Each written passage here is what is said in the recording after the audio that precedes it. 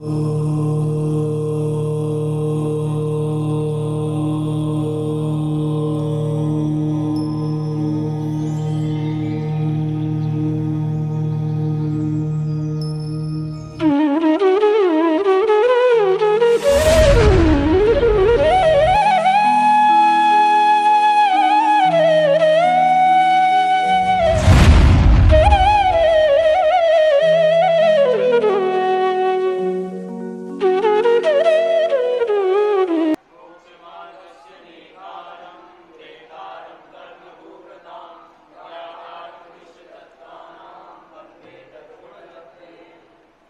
आज सुबह कितनी अच्छी बात आई थी। मैं संसार के लायक नहीं हूं और संसार मेरे लायक नहीं। बहुत अंतर है। संसार मेरे लायक नहीं है, मैं संसार के लायक नहीं हूं। कसाय मेरे लायक नहीं है, मैं कसाय के लायक नहीं हूं। मैं कसाय नहीं कर सकता हूं, सो बात नहीं है, लेकिन कसाय मेरे लायक नहीं है।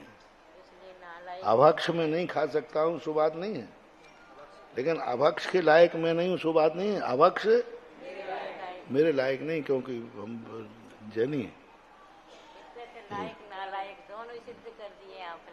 कितने सही यही है। अरे भैया, मैं इसके लायक नहीं हूं, तो तुम नालायक हो, फिर तो नहीं हो तो। और ये मेरे लायक नहीं है। सम्यक दृष्टि कभी भी ये नहीं कहता मैं संसार के लायक नहीं हूं। संसार मेरे लायक नहीं, पाप मेरे लायक नहीं है, हिंसा मेरे लायक नहीं, झूठ मेरे लायक नहीं। ऐसा नहीं है कि मैं झूठ बोल नहीं सकता हूं, लेकिन झूठ मेरे लायक नहीं है। ऐसा परिणाम जो आता है इसी का नाम विशुद्धि होता है। फिर किस लायक हो तुम? अब ये विशुद्धि और विशुद्धि लब्धि में अंतर है। विशुद्धि तो आप लोगों के पास भी होती है, लेकिन विशुद्धि लब्धि में वह कुछ नहीं जानता कि मैं क्या हूं। बस ये गलत है, मैं मेरे लायक यह नहीं है बस। तो तुम्हारे लायक क्या है ये नहीं जानता, अभी उसको पता नहीं है। जब विशुद्धि लब्धि में ये पता ही नहीं कर पाएगा कि मैं क्या करूं। वो तो जानता है बस ये मेरे लायक नहीं, मुझे ये नहीं करना, ये नहीं करना, क्या करना है ये मुझे पता नहीं है, पर ये नहीं करना। शौच समय क्या कहा था उसने? सारी चीजों को नहीं, यह सब गलत है, हे कर दिया था सब। हे है। और अब उसमें क्या कर रहा है? हे है तो ये मेरे लायक नहीं है। अपने को आप उससे अलग करने का प्रयास करेगा।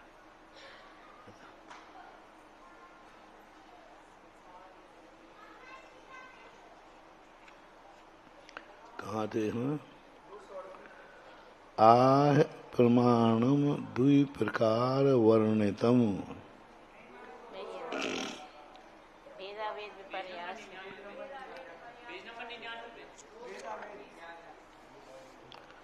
शुरू विपर्यास, भेदाभेद। भेदाभेद हो गया था। भेदा भेद विपर्यास। अब भेदा भेद विपर्यास। अब ये विपर्यास देखना, ये अपने आप में पूरा है, इसलिए विपर्यासा बन गया। विपर्यास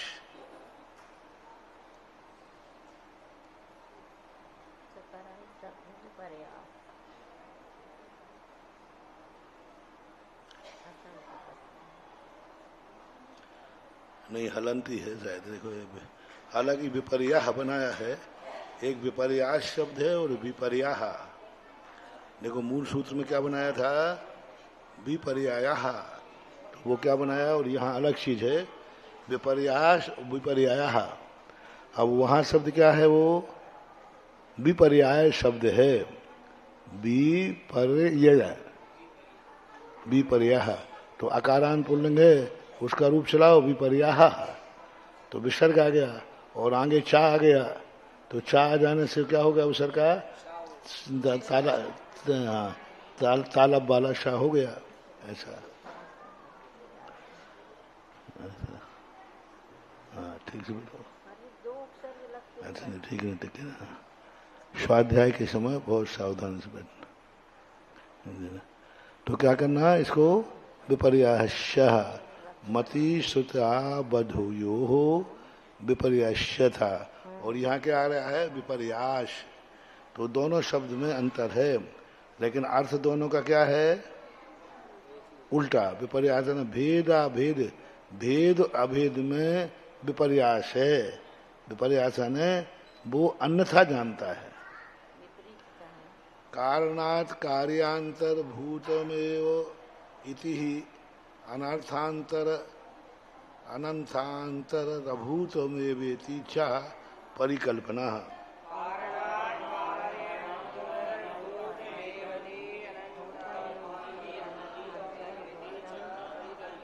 कारणात् कारण से, कार्यम कार्य को, अंतर्भूतम अंतर्भूत मानना। अंतर्भूत यानी सर्वथा, कारण भिन्न है और कार्य भिन्न है, यानी कारण भिन्न कारण से होता है और कार्य भिन्न में होता है। भिन्न वस्तु से भिन्न का कार्य होना, ये कहलाता है भिन्न कारण। और अनर्थांतर्भूतम एव, और जो कार्य है वही कारण है, बाहर के कारण की जरूरत ही नहीं है। जैसे पहला कारण कौन सा मान रहा है? बाह्य कारणों से अभ्यंतर कार्य होता है, उपादान कारण को नहीं मान रहा है। किसको मान रहा है? निमित्त कारण को। उपादान कारण नाम की कोई चीज है नहीं। जैसे उपादान कारण को निमित्त कारण कुछ भी चीज नहीं, निमित्त कारण ही सब कुछ है। हमारा उपादान कुछ भी नहीं करता, जैसा निमित्त कराएगा वैसे ही होगा। होगा वही जो राम रच राखा है, मैं कुछ नहीं कर सकता। तो किसके अधीन कर दिया? निमित्त के अधीन कर दिया। वही होगा जो कर्म कराएगा, वही होगा जो नियत कराएगी। तो ये सब क्या हो गया? हमारे हाथ में कुछ नहीं है, सब किसके हाथ में चले गए? ये भेद विपर्यास कहलाता है। और दूसरा क्या कह रहा है? कोई कुछ नहीं कर सकता, जो उपादान में होगा निमित्त कुछ नहीं करता।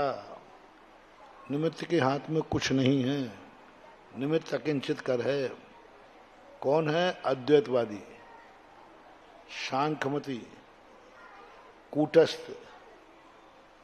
नित्यवादी जो होते हैं ये कारण को स्वीकार नहीं करते। वो कहते कारण कोई जरूरत ही नहीं कारण करने की, आत्मा सदा कार्य रूप है, नित्य है, कूटस्थ है, उसमें कोई कार्य होता ही नहीं है, तो पर की निमित्त की जरूरत क्या पड़ी? तो वो मानते हैं। और जो निमित्तवादी होते हैं, नहीं मैं कुछ नहीं कर सकता, भगवान को जो करना है वही होगा, उनकी मर्जी से होगा, मैं तो कुछ कर नहीं सकता।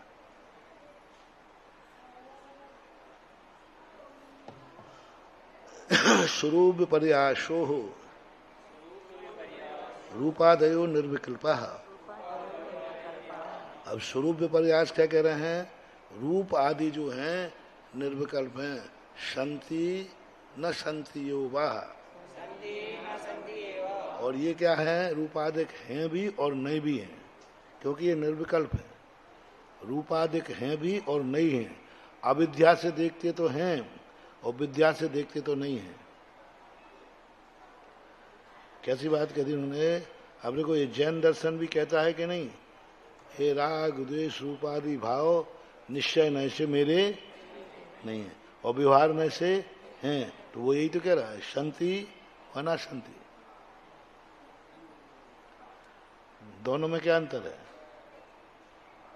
रूपादि जितने भाव हैं या हैं भी और नहीं भी हैं। अपन लोग भी कहते हैं रूपादि भाव हैं भी और नहीं भी हैं, वो भी हाँ नहीं मान रहा। अंतर ये है, अपन लोग सापेक्ष सिद्ध करते हैं, वो निरपेक्ष करता है। वो कहता है ही नहीं, है अविद्या है अविद्या में ऐसा दिखता है। और अपन लोग कहते हैं कि व्यवहार से हैं, निश्चय से नहीं है, पर्याय दृष्टि से। रूपादि ये जो है पर्याय हैं, द्रव्य नहीं है। दूसरा राग द्वेष आदि भाव निश्चय नय से नहीं है, व्यवहार में से तो हैं। तो हमारे यहाँ नए दृष्टि है, उनके यहाँ नए दृष्टि नहीं है। तदाकार परिणतम विज्ञानमेव, अभी कहते हैं तदाकार जो परिणत है विज्ञान में, यही ज्ञान है। तद आकार परिणतम, कैसा हुआ? तद, उसके आकार रूप में परिणत करना ही ज्ञान है। यानी ये लोग क्या मानते हैं, ज्ञेय से ज्ञान की उत्पत्ति होती है। हम भी तदाकार मानते हैं, नाना ने प्रमाणम नेयम लोयालोयम, हमारा ज्ञान भी ज्ञेय आकार होता है। लेकिन वो कहते हैं ज्ञान क्या है, ज्ञेय आकार होना ही ज्ञान है। ज्ञेय से ज्ञान की उत्पत्ति होती है। ऐसा परीक्षा मुख में भी आया है। परीक्षा मुख में पदार्थ से ज्ञान की उत्पत्ति, तो हाँ हाँ, पदार्थ से ज्ञान की। तो फिर आचार्यों ने क्या खंडन किया उसका, बोलो? पदार्थ से ज्ञान की उत्पत्ति मानेंगे तो क्या परेशानी जाएगी, क्या व्यवस्था बिगड़ेगी? कारण परिच्छत्वात् तमोवत। हाँ, मतलब पदार्थ से यदि अपन मान लेंगे, पदार्थ से ज्ञान की उत्पत्ति होती है। पदार्थ, ये माइक है, सो हमें माइक दिख रहा है, हमें माइक का ज्ञान नहीं हो। ये माइक है सो हमें ज्ञान है, कि हमें ज्ञान है सो माइक है? अच्छा, तो हम ज्ञान नहीं होता तो माइक नहीं होता? कैसे बोलो?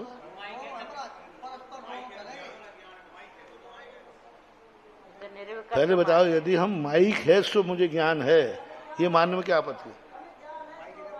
हाँ, तुम्हारा तुम तो बता नहीं का, आकाश के फूल हैं तो हैं, गधे के सिंह हैं तो हैं, लेकिन वो तो क्या है, पहले ये बताओ, यदि ये माइक है इसलिए हमें ज्ञान है, माइक ने हमें ज्ञान पैदा किया है, ये मानने में हानि क्या है? अरे क्या ज्ञेय के बिना आपको ज्ञान हो सकता है? तो हो जाए तो हो जाए, आपत्ति क्या है? हो जाए तो हो जाए, क्या तकलीफ क्या हो रही है? अरे माइक को थोड़ी हम करा रहे हैं, पदार्थ है तो हमें ज्ञान है। जीव कोई, वो भी जीव को ही मान रहा है। जीव को जितना ज्ञान उत्पन्न हुआ पदार्थ से उत्पन्न हुआ।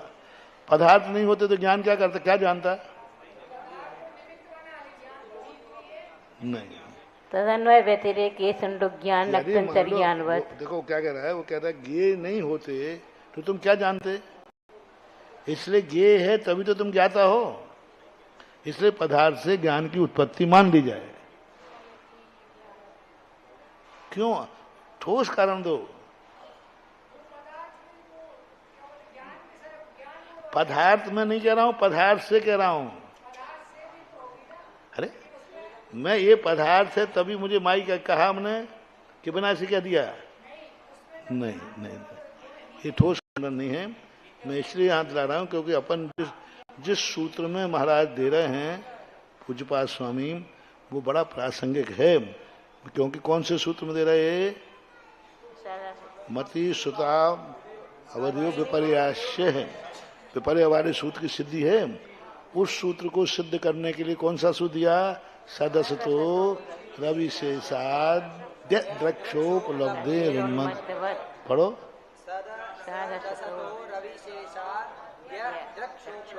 आगे आगे।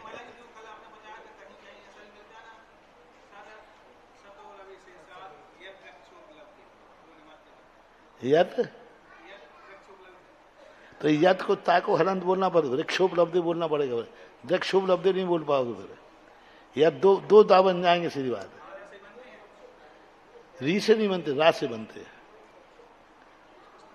रा से, जैसे हमने कहा था ना सम्यक प्रणम, तो वो का में रा है तो पादुत हुआ, रादुत नहीं हुआ। तो बना दो, रा काय से बना दो, बना दो, बना बना बना दो, बना दो, बना दो, बना दो। तद शब्द है ना, बोलो तद है ना, तद धन रिक्ष नहीं, यत धन रिक्शा। हाँ, यद यद यद यद यत धन रिक्शा। हाँ, यद यद धन रिक्शा बना दो, रा बनाओ। कैसे? यत है सामने इतने बड़े आचार्य रानी बना दे फिर उसको।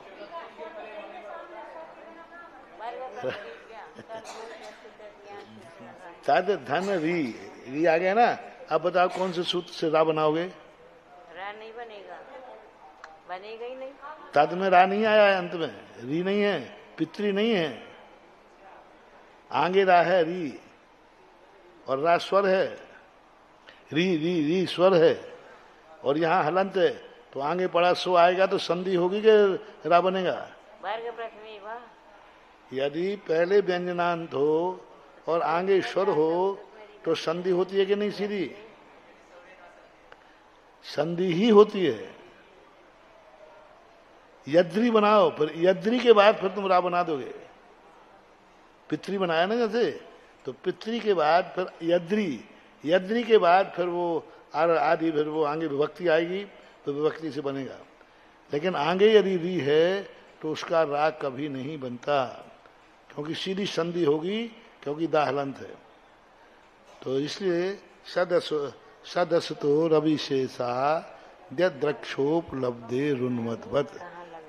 उच्चारण में कल उच्चारण करने वालों ने भी दिखाया था ना किताब में, उसमें भी यही लिखा है। तत्वासु दिखाया था ना, उसमें विद्या अलग किया है और द्रक्षोपलब्धि अलग किया है।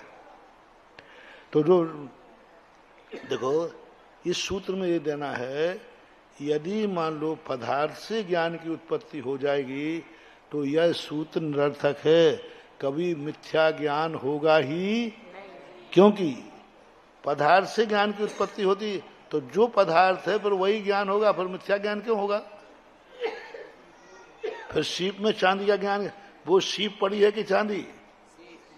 और पदार्थ से ज्ञान उत्पन्न होता है तो फिर मिथ्या ज्ञान नहीं होना चाहिए, सीपी का ज्ञान होना चाहिए। मिथ्या ज्ञान नाम की चीज दुनिया में रहेगी नहीं, सब हो जाएगा। संदेह नाम की चीज ही नहीं, क्योंकि पदार्थ बगला है कि पता का, ये भेद आएगा ही नहीं। क्योंकि जो पदार्थ है वो ज्ञान पैदा करेगा कि नहीं? यदि बगला है तो फिर पता का कोई भेद रहेगा ही नहीं।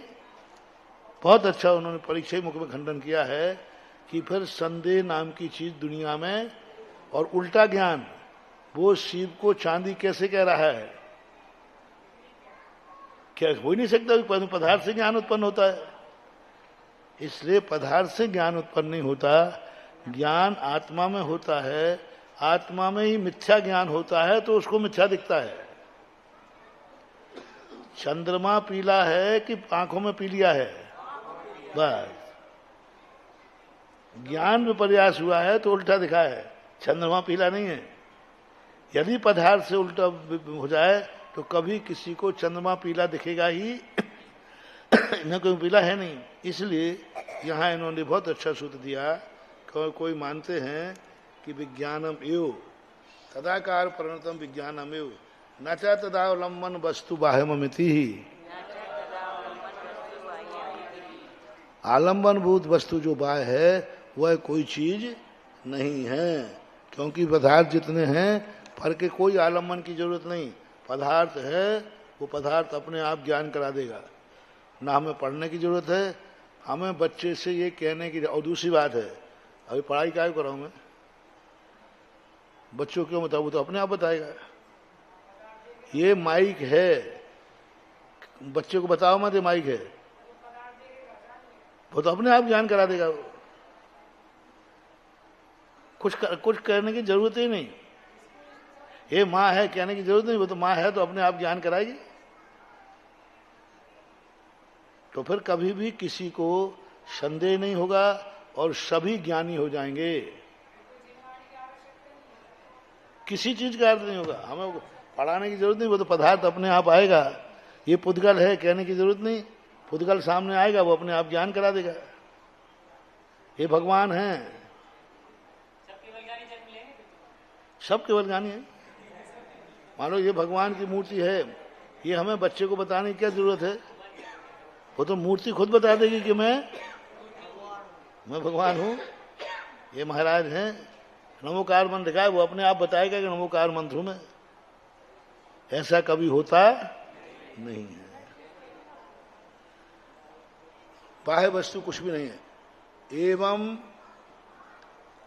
एवं मन्यानपि परिकल्पना भेदात दृष्टिष्ट वृद्ध मिथ्यादर्शनोदयात कल्पयन्ति तत्र श्रद्धानाम उत्पादयति।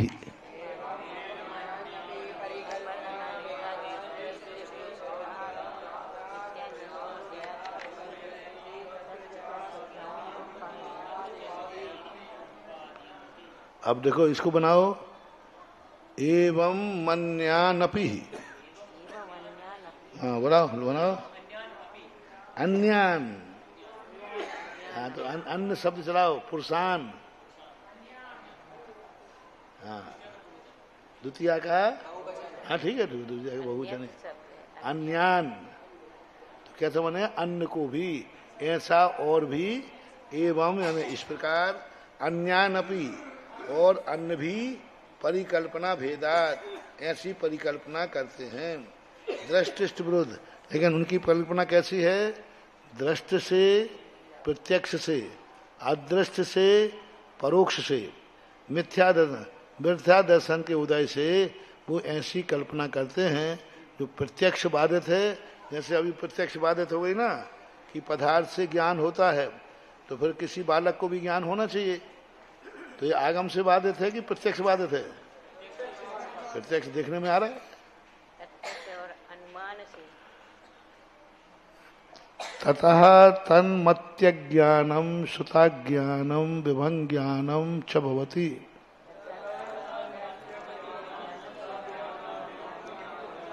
इसलिए वह मति ज्ञान अज्ञान होता है, श्रुत ज्ञान होता है, विभंग ज्ञान होता है। सम्यक दर्शन पुनः तत्वार्थाधिगमे है सिद्धान मुत्पादयति।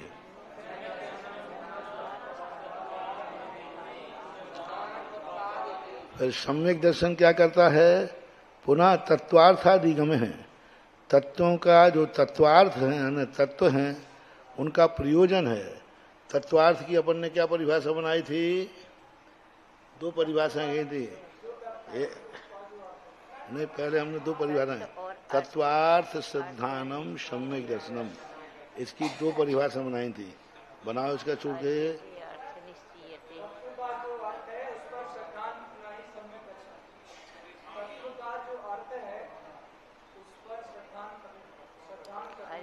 तत्व का अर्थ क्या, प्रयोजन, प्रयोजन अर्थ क्रिया। दूसरा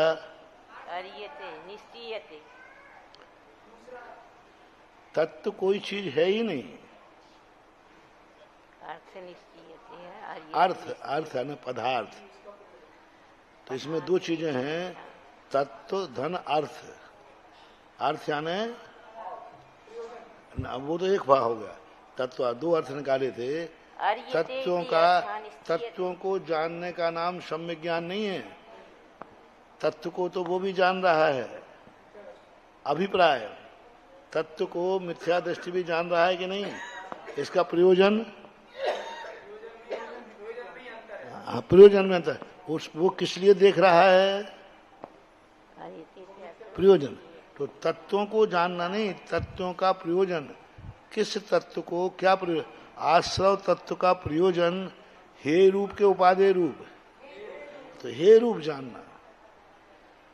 आगम में आश्रव तत्व, कब वो तत्व कहलाएगा, जब हे रूप, जब कर्मों के आने का नाम आश्रव है, इससे मात्र हमें सम्यक दर्शन हो जाएगा। कर्मों के आश्रव का नाम सम्यक दर्शन है, इतना ज्ञान नहीं। ये तो मिथ्या दृष्टि भी कर लेगा। मिथ्या दृष्टि से यदि आप पूछोगे आश्रव किसे कहते हैं, आने का नाम आश्रव है। कर्मों को लाओ, चाहे पानी को लाओ, चाहे हवा को लाओ, आश्रव है। तो वो भी ज्ञाता हो गया कि नहीं। यहाँ आश्रव तत्व को किस लिए बताया जा रहा है, ये तत्व हे है, ये तत्व निष्प्रयोजनी है, इस तत्व से संसार की रचना होती है। ऐसा तत्वार्थ को जाने तो वो सम्यक दर्शन कहलाएगा, नहीं तो नहीं कहलाएगा। दूसरा, कौन तत्व का अर्थ यानी पदार्थ, लोग तत्व को अलग मानते हैं, तो नहीं, वही तत्व है जो अर्थ से जुड़ा हुआ हो, यानी द्रव्य से जुड़ा हुआ हो, पदार्थ से जुड़ा हुआ। पदार्थ का भाव, अर्थ यानी पदार्थ, लेकिन वस्तु। महाराज जी परिभाषा में बताया था ना, आर्यते इति अर्थ निश्चीयते यावत, ऐसी परिभाषा दी थी ना उन्होंने। हाँ, तो आर्यते इति अर्थ निश्चीयते, हाँ, जिससे निश्चय किया जाता है जी। जान, अर्थ यानी वहां जाना जाता है, जान दो। अब वो अर्थ हो गया प्रयोजन के अर्थ में। दूसरा अर्थ है कौन सा तत्व जानना, जो पदार्थ का तत्व है, भाव है। इसी प्रकार यहाँ क्या कह रहे हैं वो, कि वह क्या कर रहा है, तत्वार्थ तत्व अर्थादिगम, तत्व के प्रयोजन को भी जानता है। वो अर्थ वाला है ना, वो जानता है किसके, अर्थ के प्रयोजन को। दूसरा उन तत्वों को जानता है जो अर्थ से उत्पन्न हुए हैं। सिद्धानाम उत्पादयति ही, सिद्धांत को उत्पन्न, उत्पादयति यानी उत्पन्न करता है। ततः तन्मति ज्ञान शुद्ध ज्ञानम अवधि ज्ञानम च भवति।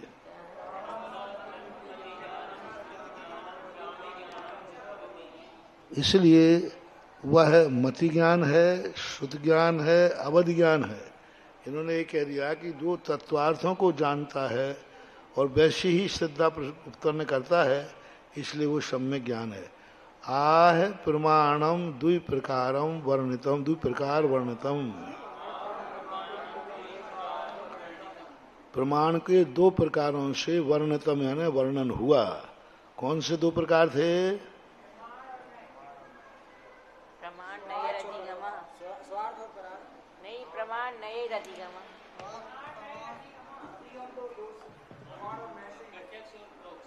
हाँ, प्रत्यक्ष और परोक्ष बोलना पड़ेगा।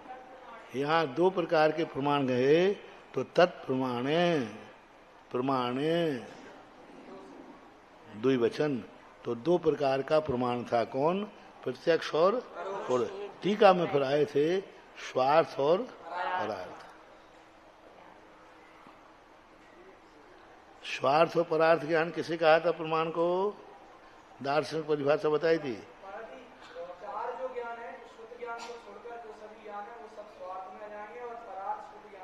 क्यों? क्यों?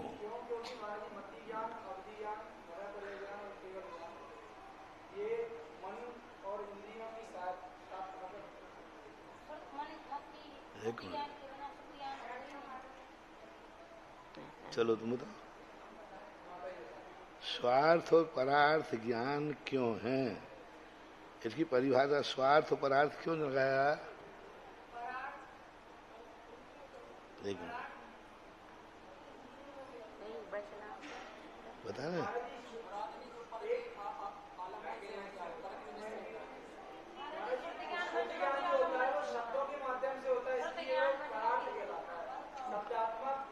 नहीं, तो ये तो ठीक है, वो तो शुद्ध तो सबको जानता है, लेकिन कारण क्या है स्वार्थ और परार्थ?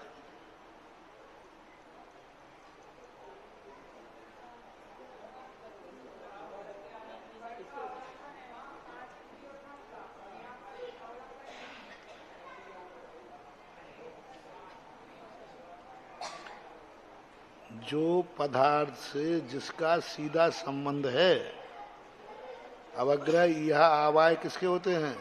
विषय विषयी सन्निधि। सीधा है कि बीच में कोई है? सीधा है। विषय कौन? विषय क्या है? पदार्थ। और विषय क्या है?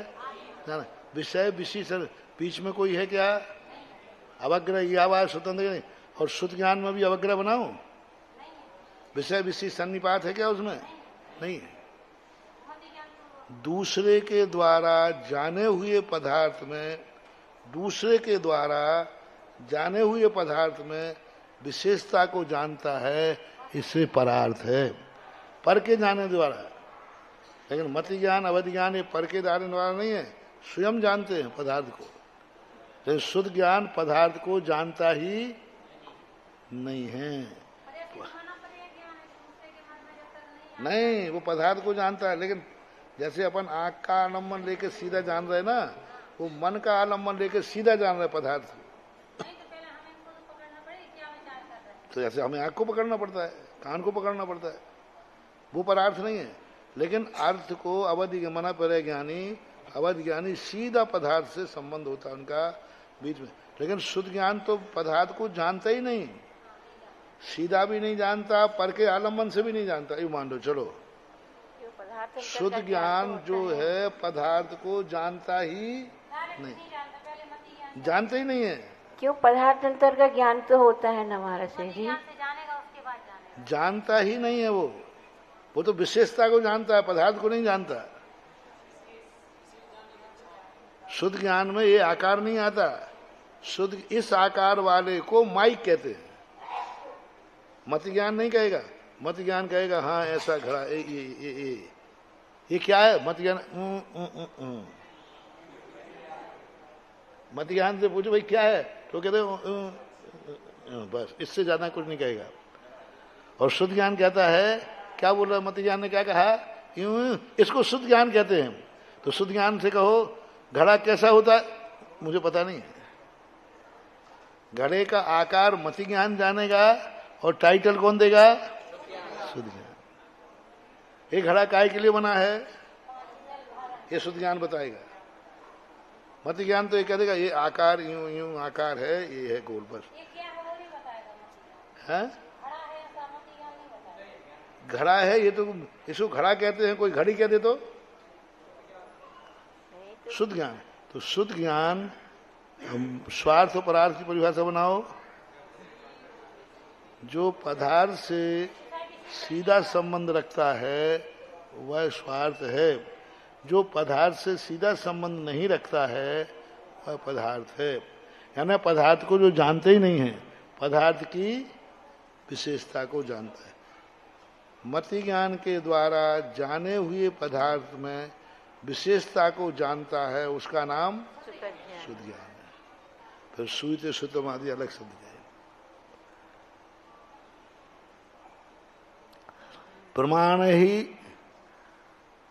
प्रमाणैक देशाश्च नयास तदनंतरोद्देश्य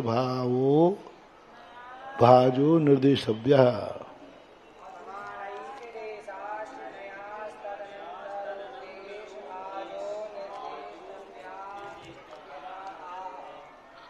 क्या अर्थ है? प्रमाणैक देश, मूल शब्द क्या है? प्रमाण। और फिर क्या? एक देश। तो एक देश का क्या बन गया? एकारे ऐकारे शाह। आकार के परे यदि ए आ जाए तो आकार क्या हो जाता है? आई को प्राप्त हो जाएगा। तो क्या बन गया? प्रमाणिक देशः देशाश्य नया। अब देखो इसको थोड़ा सा टाइप करने वाले ने क्या कर दिया? प्रमाणिक देशाश्य नया। इसको अलग नहीं करना चाहिए था, और अलग न करना चाहिए था तो प्रमाण एक देशाश्य। अब इसमें अपन सामान्य का प्रमाण एक देश होता है। हाँ, अब अर्थ क्या है? प्रमाण के एक देश को जो जानता है वह। तदनंतर उद्देश्य भाजी ही भाजो। भाजो है कि भाजी है? भाजो। उद्देश्य भाजा विसर्ग आएगा। उद्देश्य का भाजन करने वाला निर्देशव्य इत्यतः निर्देशव्य निर्देशन करने योग्य है। अब देखो यहाँ निर्देशव्य निर्देशव्य क्या बनाया?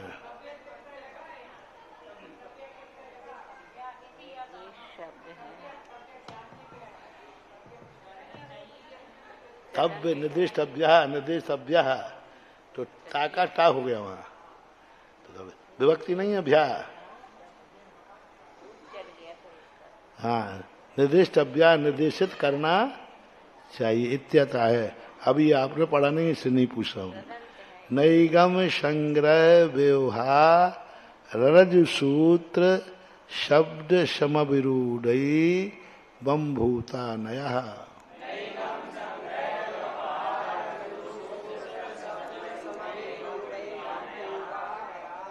नैगम संग्रह व्यवहार, उच्चारण करने वाले सुने, नैगम संग्रह व्यवहार ररजू ररजू ररजू। आप कहाँ तक पढ़ना है? हा तक। नैगम संग्रह व्यवहार ररजू सूत्र समभि रूढ़ई बम भूता। बाकी ऊपर बिंदी है ना, तो बम भूता नया।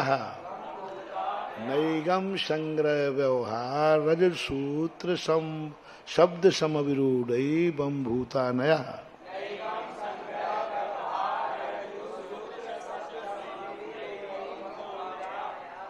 पढ़ो।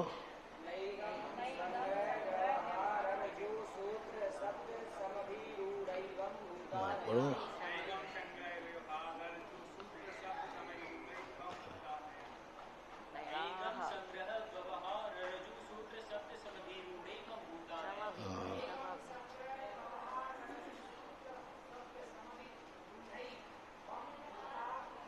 नहीं, गलत, फिर से पढ़ो।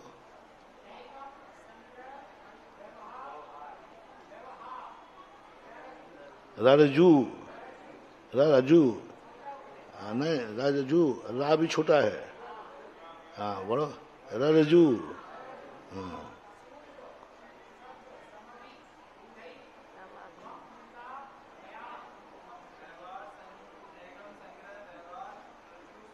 ररजू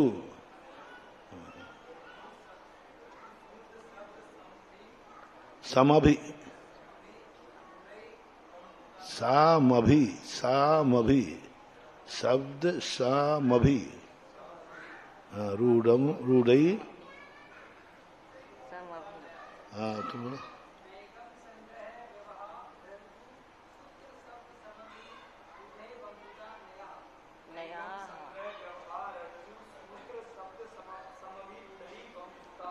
हाँ तुम पढ़ो, तुम लोग।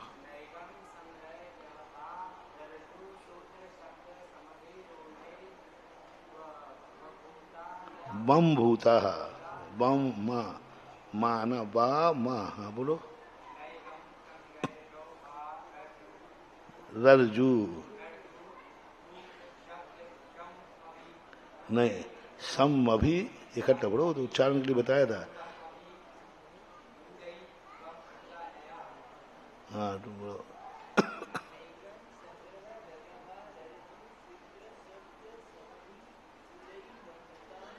ठीक है,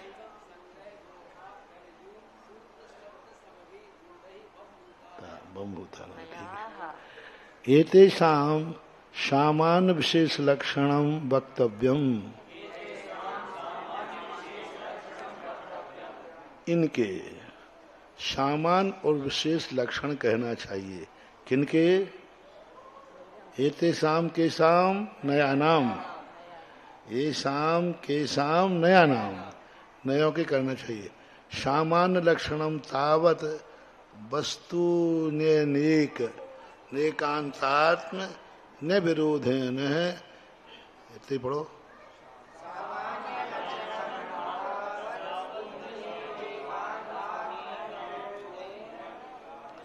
उच्चारण नहीं बन रहा है। तावत वस्तून यनेकांतात्म न्यविरोधेन, नहीं नाटक पढ़ो, या विरोधेन। हाँ, आत्मान या विरोधेन। हाँ विरोधेन, आत्मान्य।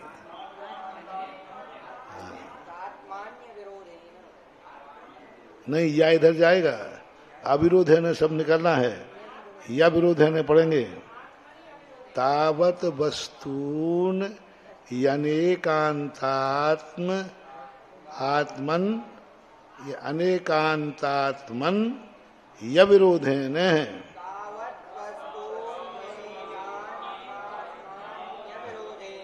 यनेक है, यनेक वस्तून, फिर यनेक, यानेक, या ता नहीं, तावत वस्तून यनेक, यने, यने, यने बस, हाँ, तावत वस्तून यने कांतात्मान, मान नहीं, कांतात्मन, फिर से पढ़ो, तावत वस्तून यने कांतात्मन यविरोधेन, ये उच्चारण हुआ सही। तो क्या करना, तावत वस्तुनी, अब उसको संधि कर दो, तावत वस्तुनी अनेकांतात्मन, आत्मनि, अनेकांतात्मनि अविरोधेन, तो आत्मनि शब्द है वो, आत्मनि है क्या है, तावत वस्तु कैसी है, तावत वस्तुनी, यह वस्तु कैसी है, अनेकांतात्मक है। तो अनेकांतात्मक किसे कहते हैं, अविरोधेन, हेत्व हेतु हेतु वर्पणात्, वर्पणात् साध्य विशेषस्य, या नहीं, हेत वर्पण, वर्पणात्म, वर्पणात्, तातक पढ़ना, हेत वर्पणात् साध्य विशेषस्य याथात्म्य प्रापण प्रवण प्रयोगो नयः। आप पढ़ो,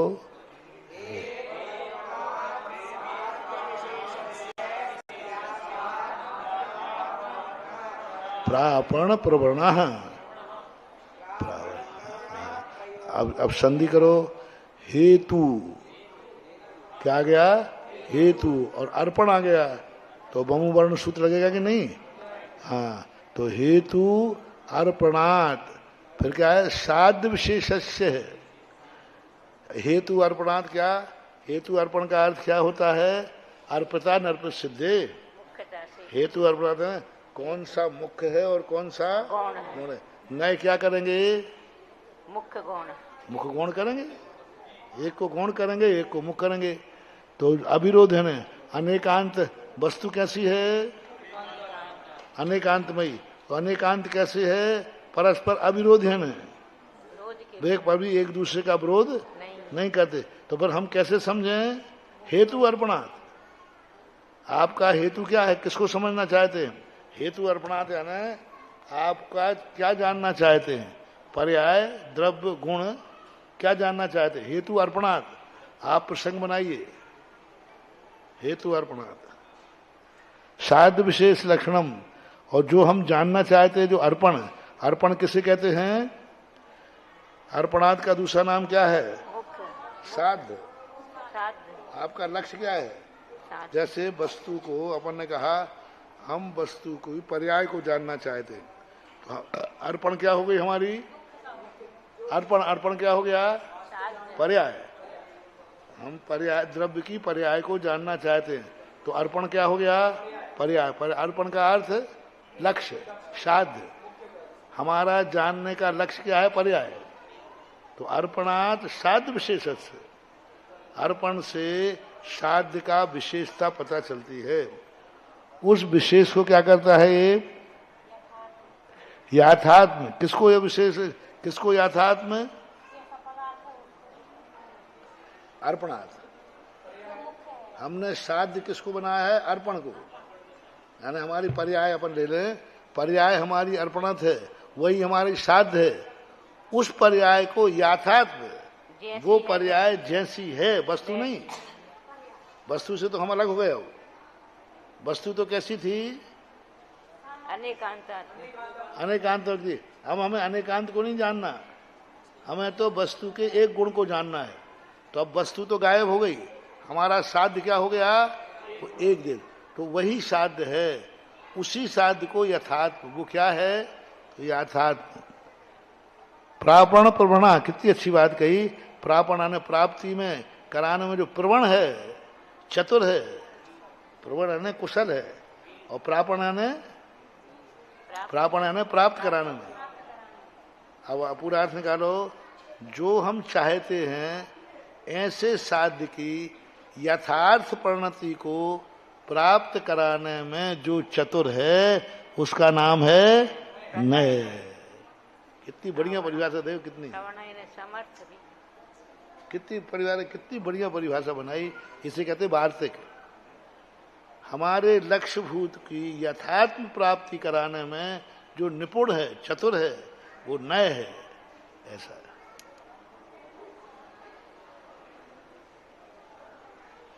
पूरी लक्षण बनाना। सामान्य लक्षणम, ये किस क्या बन गया? सामान्य लक्षण तावत वस्तुनि एकात्मनि अविरोधन, ये बन गया प्रमाण।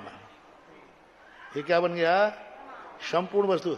अब इनमें से हम एक को अर्पित करो, एक को प्रसंग बनाओ, फिर उसकी यथार्थता को ज्ञान कराएगा तो प्रमाण नहीं करा सकता। नहीं। प्रमाण कहता है देखो मुझसे पक्षपात मत कराओ। प्रमाण कहता है मैं तो संपूर्ण वस्तु का ज्ञान करा दूंगा।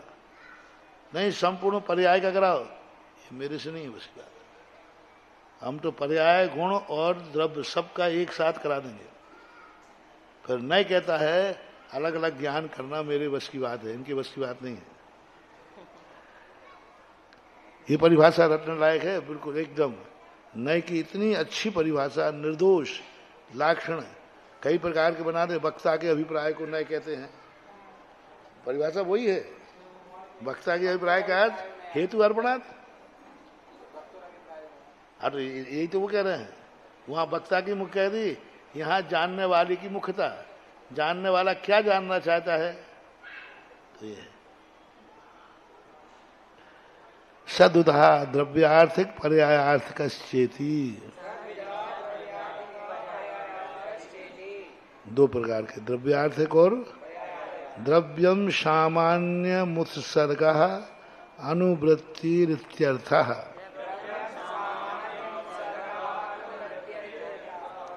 ये परिभाषाएं बहुत दुर्लभ परिभाषाएं हैं।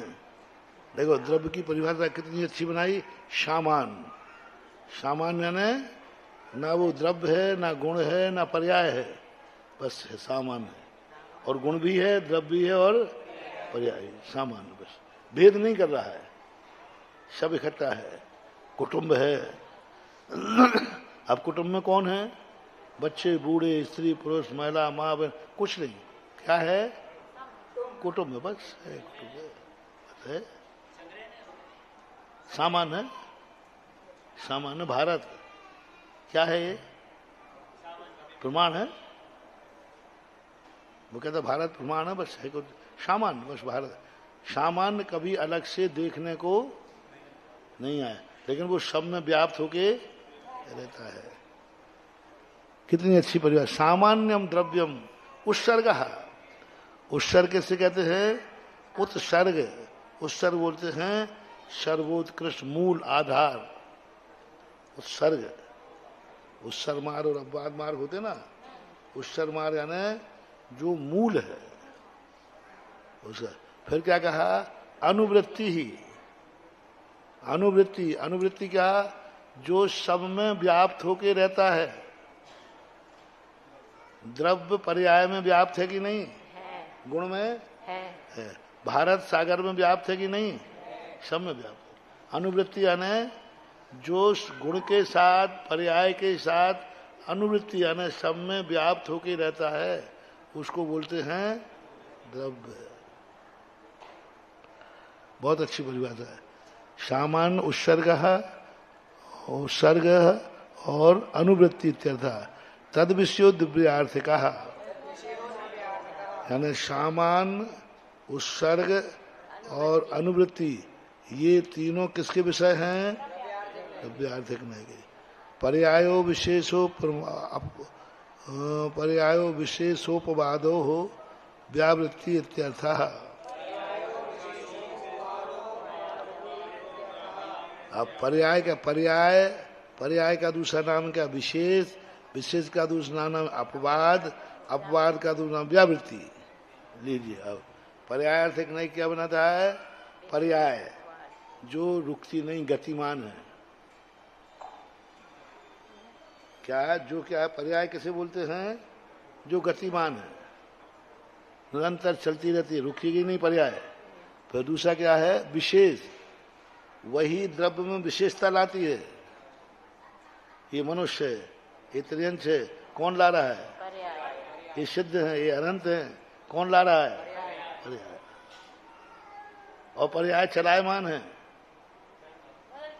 ये मनुष्य है ये। और दूसरी परिभाषा क्या दी? अपवाद। अपवाद का अर्थ क्या होता है? जरूरी नहीं कि वही हो। अपवाद का अर्थ होता है मिथ्या। जरूरी नहीं कि वही हो। द्रव्य नियत है कि नहीं? जीव सदा जीव ही रहेगा कि नहीं? इसमें अपवाद।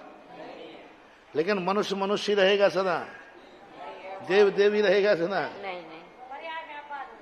जो पर्याय अभी है वही हमेशा रहेगी। ये गलत अपवाद। अपवाद का अर्थ है जो है वैसा ही हो, ऐसा नहीं, ऐसा नहीं, वैसा ही हो ऐसा जरूरी नहीं, इसको बोलते अपवाद। अपवाद मार्ग, ये मार्ग नहीं है, ऐसा ही मार्ग है, ऐसा नहीं, ऐसा, उसको अपवाद मार्ग बोलते हैं।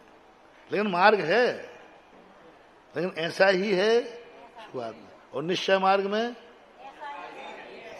तो इसको तो पर्याय को क्या बोला? यही पर्याय रहेगी ऐसा कोई नियम नहीं है, अपवाद रूप। तो विशेष कहो, अपवाद कहो, अपवाद कहो, पर्याय कहो, और दूसरा अंत का क्या दे रहे हैं? व्यावृत्ति। पर्याय नियम से छूटती है। व्यतिरेकिणः पर्यायः। पर्याय क्या है? नियम से नष्ट होगी। सिद्ध पर्याय भी प्रति क्षण नष्ट हो रही है कि नहीं? हो रही, एक सी बनी है बस। जैसे अपन मनुष्य बने हैं, एक से बने, लेकिन प्रति क्षण इसमें परिवर्तन है कि नहीं? बस। तो द्रव्य की परिभाषा बोलो क्या हुई? बहुत अच्छी परिभाषा है कि नहीं है। द्रव्य कहो, सामान्य कहो, उत्सर्ग कहो, अनुवृत्ति कहो, तीनों का अर्थ समझ में आ गया? क्या सामान्य का अर्थ क्या समझा? सामान्य नहीं, सामान्य का अर्थ है सामान्य, व्याप्त नहीं। सामान्य का अर्थ सामान्य है बस। अब फिर दूसरा लगाओ आगे, उत्सर्ग। उत्सर्ग आना नियम से, कभी परिवर्तनशील नहीं है। उत्सर्ग बोलते हैं उत्कृष्ट, मान लो उत्सर्ग सबसे भिन्न है, ये मानो। दो अर्थ लो, एक तो अपने आप में मूल है, दूसरा सबसे। हर द्रव्य अपने सभी द्रव्यों से भिन्न है कि नहीं? भिन्न है पूरा, स्वयं की अपेक्षा द्रव्य सब भिन्न है। और फिर दूसरा क्या है? अनुवृत्ति। अनुवृत्ति सब में व्याप्त होता है उसको द्रव्य। आप पर्याय बोलो। पर्याय राम राम बेटो। पर्याय, विशेष, अपवाद, व्यावृत्ति। तो तीन चारों का अर्थ क्या समझे? पर्याय यानी गतिमान, विशेष यानी जो प्रति पर्याय विशेष है। अभी अपन मनुष्य हैं तो जीव क्या है? मनुष्य। देव बन जाएंगे तो विशेषता है कि नहीं? है। और अपवाद है नहीं,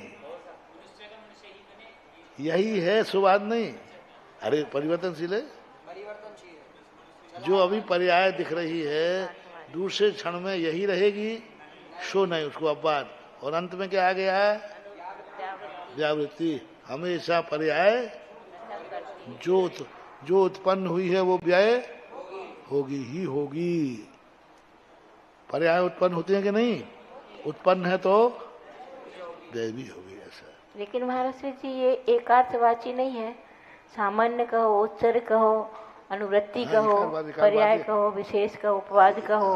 एकार्थवाची है, लेकिन जैसे मति स्मृति का भेद बनाए थे ना, जी मति स्मृति संज्ञा चिंता भी निरोध एक अर्थवाची है कि नहीं। जी। फिर उन्होंने क्या मननम मति, हम्म, तो इनका व्युत्पत्ति अर्थ बनाना पड़ेगा ना। दो अर्थ होते हैं, रूढ़ अर्थ एक अर्थवाची है, लेकिन व्युत्पत्ति अर्थ भिन्न भिन्न। तो रूढ़ अर्थ में तो ये द्रव्य के ही पर्यायवाची है, जी पर्याय के पर्वत, लेकिन व्युत्पत्ति अर्थ में पृथक हो जाए। बहुत अंतर है।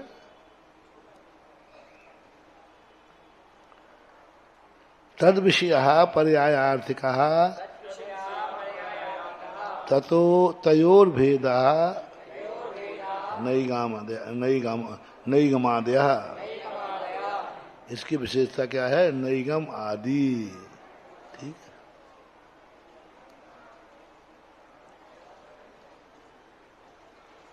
धीरे धीरे चलना नहीं कि जल्दी जल्दी। हाँ, ऐसे ऐसे सब समझते हुए चले तो अच्छा रहेगा। हाँ, हाँ, और समझ नहीं तो है। अब एक लाइन भी अपन को समझ में आ गई तो स्वाध्याय सफल हो गया।